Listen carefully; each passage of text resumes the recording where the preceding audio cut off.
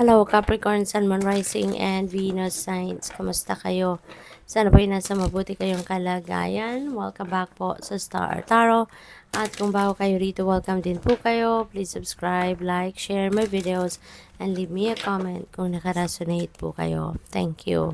So, first message ni Capricorn ay Hanged Man.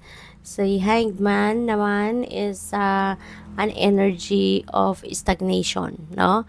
This is the time na aatras ka muna sa kung ano man ang inyong mga pinagkakaabalahan, ano man ang inyong mga tinatrabaho, ginagawa, in order for you to have the chance na makapagpahinga, makapagnilay-nilay, makapagmuni-muni, di ba? At saka mapipilitan din kayo na magpahinga kasi baka yung mga ginagawa ninyo nagkaroon ng delay, di ba? Nagkaroon ng blockages.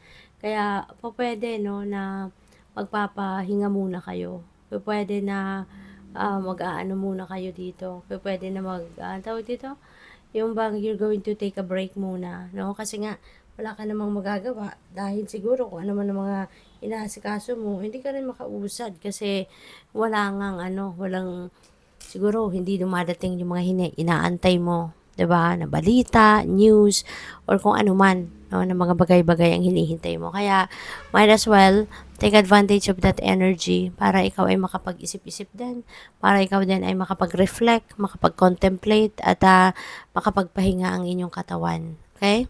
So, what else? We have Queen of Swords. Ayan. So, this is, this is an invitation para sa iyo, no, na magkaroon ka ng kalinawan sa inyong isipan. Maybe you need also to open your communication lines, 'di ba? Makipag-usap, transaction sa ngayon, no? So, maaaring ganun ang dapat na gawin ng iba sa inyo dito. At saka, feeling ko dito, no, kailangan nyo din siguro na mag-build na ng inyong boundaries, para alam din ng mga tao that you are dealing with yung limitations ninyo sa bawat isa. Okay? Kasi baka sa sobrang kabaitan mo, naaabuso ka na, 'di ba? Hindi rin nalalaman ng mga tao na may pangangailangan ka ding sarili, 'di ba? Or baka hindi nakakalimutan din nila na tao ka lang din, napapagod ka din. Yung ganun ba, no? So, what else? We have Ace of Pentacles. Wow. Swerte mo. Napakaganda. Kasi Ace of Pentacles is a new beginning in money, career, and finances.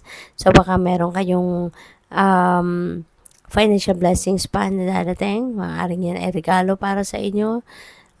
Pwede rin, ang iba sa inyo rito is going to be um, receiving money, cold cash, 'di ba? Or baka financial opportunities, no, na siyang maghahatid sa inyo ng abundance and more prosperity sa buhay, 'di ba? So, this is really beautiful kasi ito na yung simula ng swerte ninyo sa pera. Ito na yung simula ng continuous na pagpasok ng pera sa buhay mo. And with that, you'd be able to establish your financial security and stability na, 'di ba? So, good luck. So, we also have letter. Mayroong importanteng impormasyon, importanteng communication na dadating sa inyo around this time. This could be news na maaaring hinihintay mo, or this could be an update, this could be an announcement, 'di ba? Pwede rin na meron kang matagal nang hinihintay, no, na sulat or email or kahit anumang klaseng correspondence. At eto na 'yon, ano? Maaari din na this is magandang balita, no? Pwedeng magandang balita ito na pwedeng related din sa trabaho mo, related sa kaperahan mo, related sa resulta ng sa resulta ng trabaho mo, or baka meron kang kunyari proposal, no, na nag-pitch ka ng proposal at baka ngayon ma-receive mo na yung approval, 'di ba? Or maaring yung acceptance ng proposal mo. So, what else? We have star. Napakaswerte mo. Napakaganda. Kasi this is time for happiness, for prosperity, for abundance na dadating sa buhay mo. Things are going to, tawag dito, things are going to be very, ano ang tawag dyan, hopeful at magiging masayang-masaya ka, you know. There will be hope, faith, no, strength, at swerte na lalapit sa inyo sa ngayon, nababalot sa inyo sa ngayon. Kaya talagang magiging successful ka at magiging masayang-masaya ka. You know, whether that is in love, whether that is in personal affairs, or sa inyong kaperahan. Sa iyong kaperahan, maaari na magkakaroon ka din dito ng financial reward.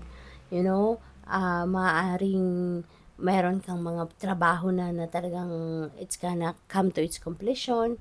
Yung gano'n, ka maging masaya ka na finally, di ba, natapos mo na.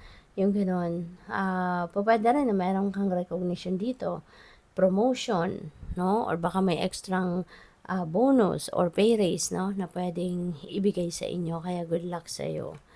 We have sun. Things are going to really look up for you. Napakaganda. No, magiging maswerte ka talaga around this time. So, good luck sa'yo kasi this is a time really for happiness and joy, for success, 'di ba? Talagang magtatagumpay ka sa mga bagay na pinagsisikapan at pinagtatrabahuan ninyo. Hindi lang sa trabaho, hindi lang sa pera, hindi lang sa source of income, kundi pati din sa love life, no? You will enjoy, no? Kung talagang meron kang love life sa ngayon, you are really going to enjoy your person. So, yun, good luck sa iyo kasi napakaswerte ninyo, no? There is really good luck, no? And good fortune na babalot sa inyo around this time. So, thank you for watching. Love and light. Namaste.